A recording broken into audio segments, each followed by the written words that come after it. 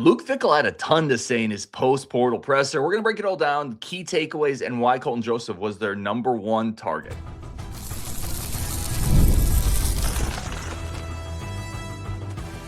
You are Locked On Badgers, your daily podcast on the Wisconsin Badgers. Part of the Locked On Podcast Network, your team every day. What is going on, Badger fans? Welcome to Locked On Badgers, your team every single day. Part of the Locked On Podcast Network, the number one sports podcast network. Thank you for being here. Thank you for making it your first listen. Thank you for being a part of this community. Today's episode, Luke Fickell held a post-portal press conference, which I thought was really interesting. We're going to get into everything he had to say, some really key takeaways about culture, closing the gap within the conference, Colton Joseph, running back room, receiver room. We're going to get into all of that today's Locked On Badgers.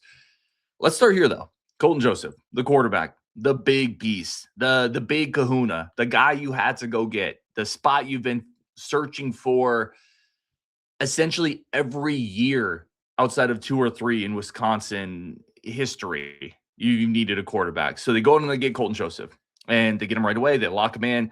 Quarterback number one. Luke Fickell was asked about him. I'm going to be paraphrasing Luke Fickell a lot in this show. Maybe not direct quotes, but I'm going to be paraphrasing. I have some direct quotes as well. But he very clearly said Colton Joseph was our number one, our 1A, our guy, a guy we circled. We wanted multiple years of eligibility. I think that's huge. At some spot, there's a lot of spots where you want multiple years of eligibility. But, man, if you can solve the revolving door quarterback and you can fix something. I mean, wouldn't it be nice if the Wisconsin Badgers have their quarterback for the next 2 years? And you really only need to stress about let's surround him with some talent, and let's get a solid backup, and then let's develop young guys behind him. So in 2 years, we can turn the reins over to Deuce Adams or Ryan Hopkins or Carter Smith or another freshman, whoever it is. But to get a 2-year answer there, which potentially they did, is phenomenal. It's a huge potential get for this staff. And Luke Fickell talked about it. They wanted a guy with multiple years of experience here.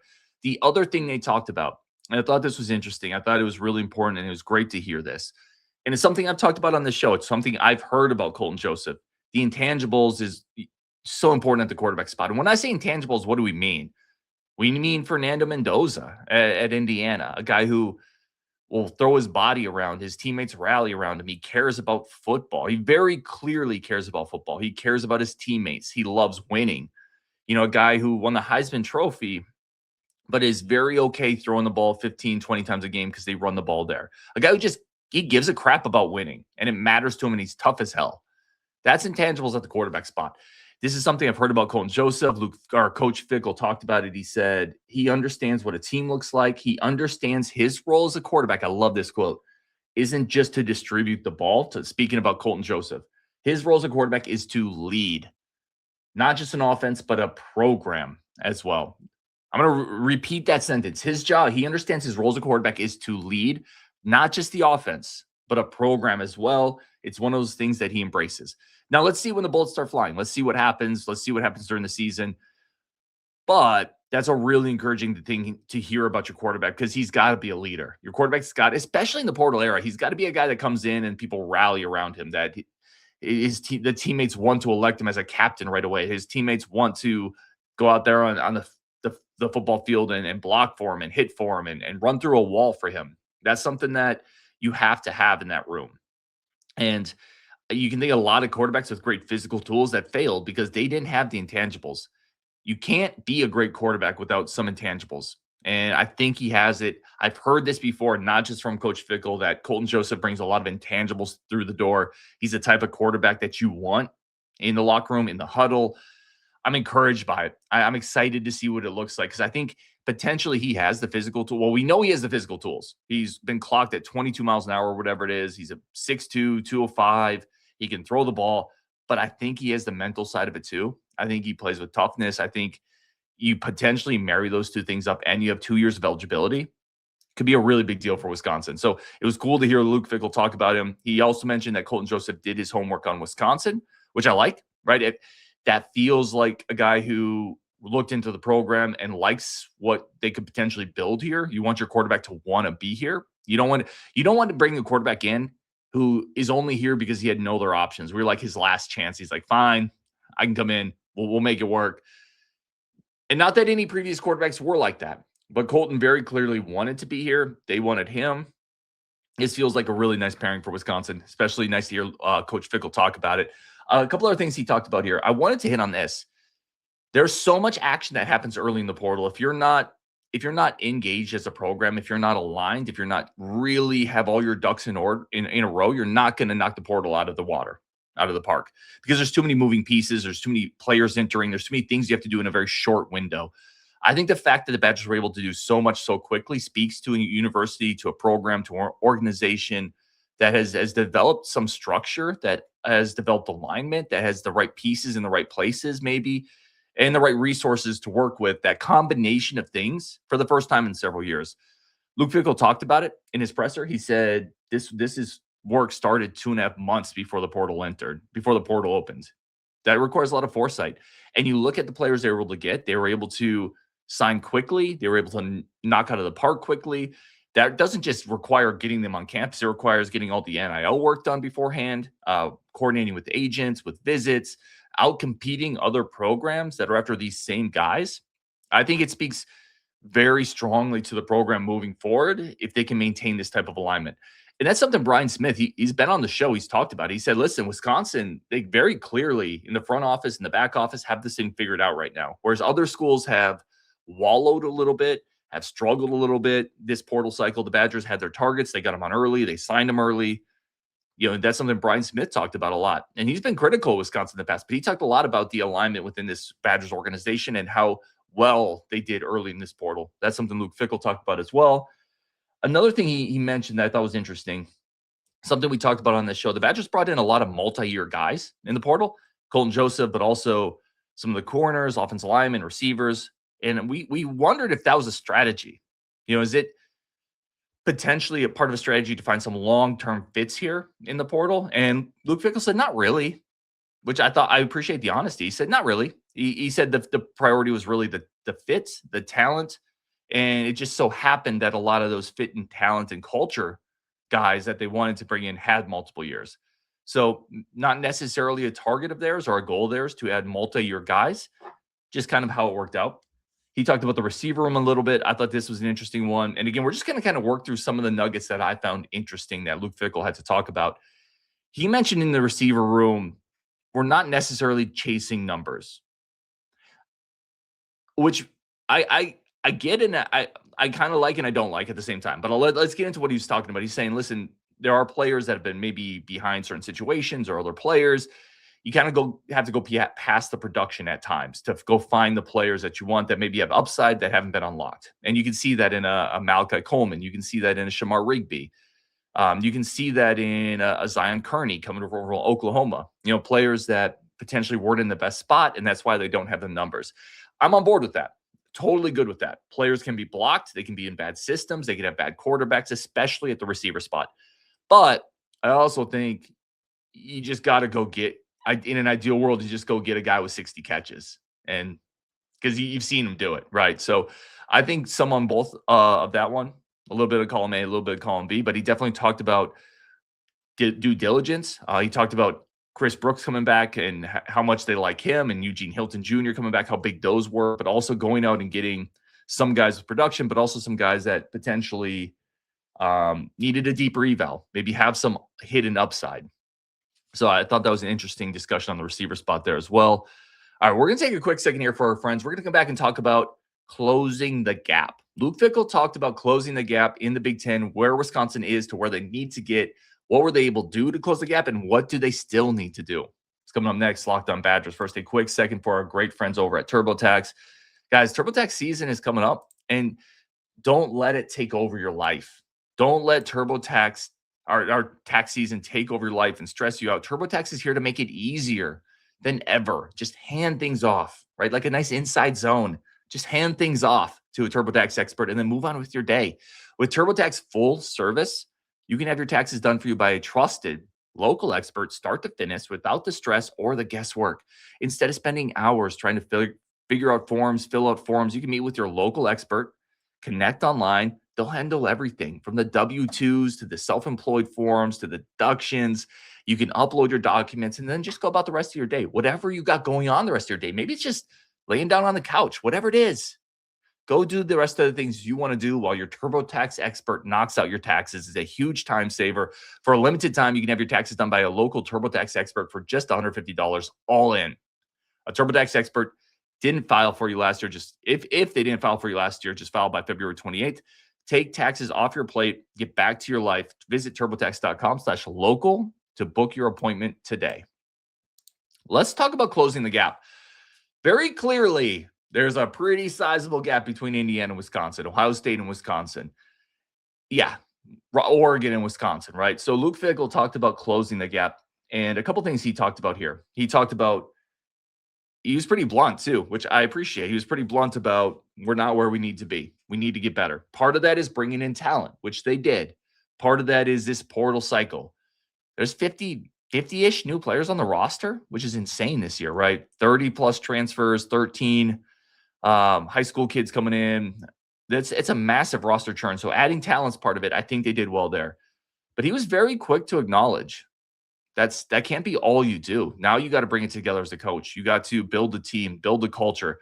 I think when I look back at Indiana, one of the reasons I was rooting for Indiana to win a national title is, quite frankly, it removes any excuses for anyone else. Because if Indiana can do it, and maybe Signetti is a unicorn, he's very clearly one of the great coaches in college sports, and very few people could do what he did, but he did it at Indiana. He did it.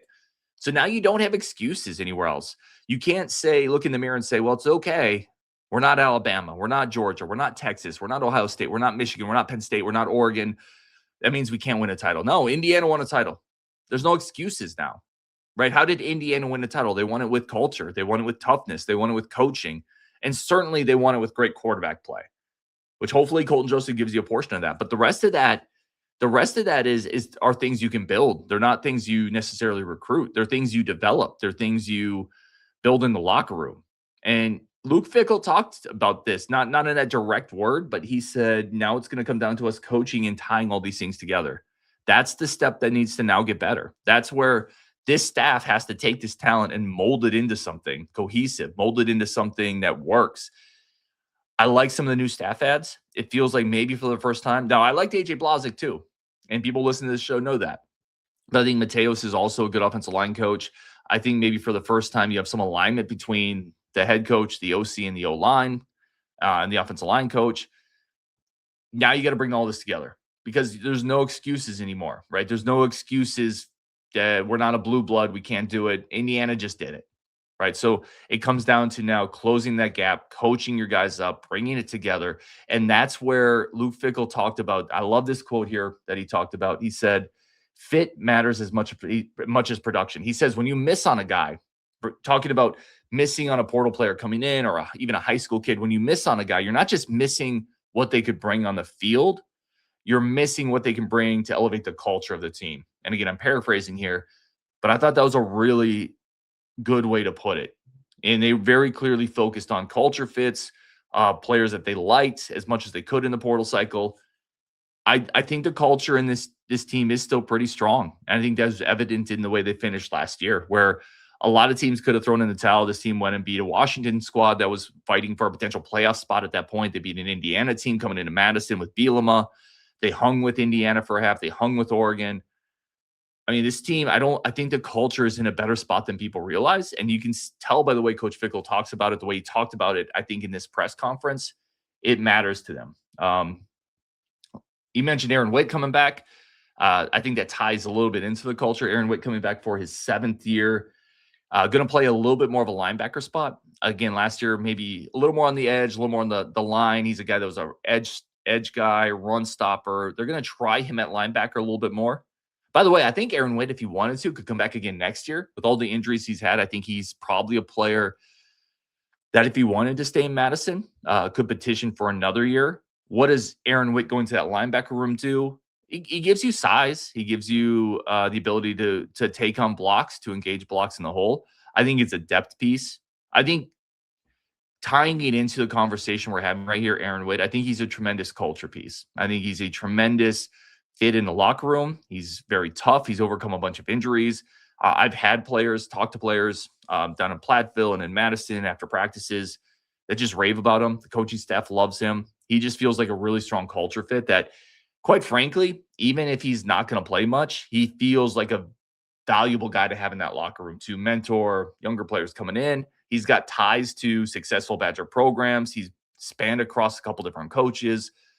So him coming back, I think it makes sense. I think you need veteran leadership on defense. You need veterans that understand what Wisconsin used to be a little bit in that locker room. He definitely gives you some of that. And I think, quite frankly, I think he can play a little. I think he can give you depth in the linebacker spot. I think he plays downhill. He can take on blocks. He's good in the run game. So it was nice to see Aaron Witt back, and it's going to be interesting to see how he fits into that linebacker rotation a little bit. All right, we're going to take a quick second here. We're going to come back, talk about the running back room, why the Badgers targeted some of the people they did there. Interesting note on the upside of Liam Danitz and why he could be such a big weapon for this Badgers team as well. That's coming up next on Locked On Badgers. First, a quick second for our friends of the show. Quick second to say thank you for tuning into Locked On Badgers.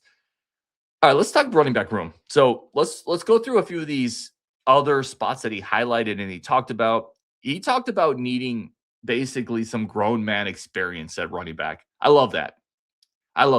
This team desperately needed a couple dudes who you just trust. We talked about this in the cornerback room too with Javan Robinson, right? You need a guy who can come in and just be an adult. You need a guy who can come in and you can put him out there and he doesn't need a babysitter, right? He's going to understand film. He's going to understand tendencies. He's going to understand game situations. That's Abu Sama and the running back spot. They needed a couple guys who came in and just have experience, have spent time in college strength and conditioning programs. Luke Fickell talked about that with really just Darian Dupree coming back. You need a couple guys that you trust. And he talked about that grown man experience. I think that's a great way to phrase what Abu Sama brings to this program. Offensive line, I thought there were some interesting discussions there on offensive line. He talked about development and upside. A guy like Lucas Simmons coming in, some production already, but a player that was a 4-star recruit, has a massive 6'8" frame. Definitely the type of guy who can grow into maybe a high-end starter, but in the meantime gives you some depth, some swing ability. He talked about some of those offensive line battles that are going to be coming up. I thought that was interesting. Liam Danitz. We talked about it. We did a show on it. The D3 edge rusher from Hope, very fast, track player, big frame. A couple of the things he talked about with Danitz I think are interesting to note. He said because Danitz at that level was playing football and then doing track, he's never really fully focused on football. This is important. He would go from his football season right into track, basically not have a football off season, not have an off season of really focusing on technique, on refinement, on strength building, on really getting his body right for football. That's really interesting to me. And it's something I didn't really consider, to be completely honest. When you're playing kind of those two sports, you're not really specializing. And when you start to specialize, you can see big jumps. Now, he's only got a year. Coach Fickell talked about that. He's not going to need a waiver. He's only got a year. But for the first time really ever, he's going to have an entire year off season where he can just focus on football, on development, on getting better. And this is no knock to any of the coaches, the strength and conditioning guys at Hope College. He's going to have higher level coaches at Wisconsin, a better strength and conditioning program. For the first time in his life, he's going to be getting D1 coaching instruction and D1 strength and conditioning. And he's already 6'5", 230 with pretty elite track speed for his size. I think it's kind of interesting to see what an entire offseason, spring ball, summer conditioning, what he could look like in the fall. What could Liam Danitz, the high upside, boom or bust, edge rusher from Division III, what could he look like in the fall after having focused on football on offseason for the first time really in his life? I'm interested. It's a wild card. It's boom or bust, but I'm very interested there. Luke Fickell talked a little bit about spring practice won't look like a typical spring game. I got to be honest. I don't feel like it's looked like a typical spring game in forever. I don't know. I think gone are the days of typical spring games. But they're definitely changing some things up. He said we haven't finalized it, but it sounds like they might try a different structure with maybe more of a focus on keeping some of their high-end guys healthy. I love it. I love evolution in general. I love taking a look at what we're doing, what works, what doesn't work. Let's evolve. Let's not be stubborn. And quite frankly, you have no room to be stubborn because the results haven't been there. So evolve, get better. I don't really care if you have a spring game. I know some people make a big deal about it. I love going to practice. I love seeing practice. Spring game or not, I don't think it's the biggest deal in the world. And again, I like the evolution of a staff trying to get better and find ways to continue to push the program forward because it hasn't been good enough. So let's change some things up. I don't hate that at all. I will say this spring is going to be, just in terms of setting the culture of, it's going to be unbelievably important to be very detailed and very rigorous in the planning of getting it set up to integrate 50 new bodies. And how are you going to do it? How are you going to structure practice to get all these new guys reps to figure out where they fit best? That is something that I think at times the staff has struggled with the last couple of years, figuring out where people fit best, how to use those players, and making those decisions quickly, right? It probably shouldn't have taken you until the back end of last year to work Mason Poston and Cooper Catalano in more. It probably shouldn't have taken you seeing week one to understand, hey, Davis Heinzen isn't a left tackle, right? You need to make these decisions a little quicker, which is why I'm saying spring has to be so detail oriented and so on point with what they're doing. What they do in spring is going to set the foundation for what this season is. And they have to be very, I'm trying to think of the right word. Very pointed is the wrong word. They have to be very intentional. That's the word I was looking for. Very intentional in every rep, every drill, every practice, every rotation. How best do these guys fit? And they have to figure it out a little bit quicker this year. And that's a challenge with 50 new bodies. They got to do it. It's incredibly important to figure those things out, set the culture in spring. But I liked what I heard from Coach Fickell today. He said, our role is to put a damn good product out there, win football games. I like the accountability. I've always liked the accountability of Coach Fickell. Now, he's got to go out and win games. Accountability doesn't matter if you don't start winning games. But I like the accountability of it. I liked a lot of what we heard today. I'm excited for spring. Also excited for spring because it is so cold right now in Wisconsin. It's going to be like -20 tomorrow up in northern Wisconsin. So, yeah, I'm also excited for spring just to get some weather. But, yeah, to see these new players, these new pieces, I'm excited for it. I thought it was a good press conference today. Again, in the offseason, everything sounds better. Everybody's more hopeful. But I do think this is moving in the right direction. On Wisconsin, a bunch of content coming up tomorrow as always. Really do appreciate everybody tuning in, and we will definitely talk to y'all later.